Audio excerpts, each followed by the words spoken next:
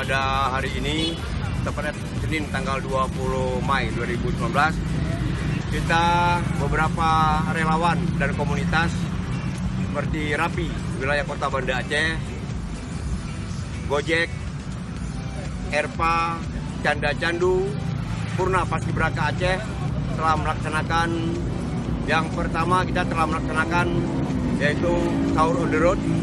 Sudah kita lakukan beberapa hari yang lalu. Selanjutnya kita telah melakukan buka puasa bersama. Dan di samping itu kita baru saja memberikan takjil yaitu nasi dan kue untuk panti asuhan Anak Nanggro. Dan selanjutnya baru saja kita laksanakan yaitu bagi-bagi takjil kepada masyarakat yang berada di Kota Banda Aceh. Yang insya Allah dari komunitas-komunitas ini kami akan melakukan terus hal-hal yang terbaik demi agar hubungan silaturahmi beberapa komunitas ini terus terjalin dan kita memberikan apresiasi kepada seluruh warga masyarakat yang telah bersama-sama bekerjasama dengan kita. Terima kasih.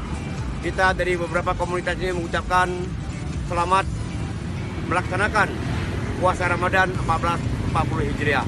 Semoga di bulan Ramadan ini kita lebih baik lagi, dapat terus menjalin hubungan ukhuwah Islamiyah sesama umat muslim di mana saja berada. Terima kasih. Wabillahi taufiq wal hidayah. Wassalamualaikum warahmatullahi wabarakatuh.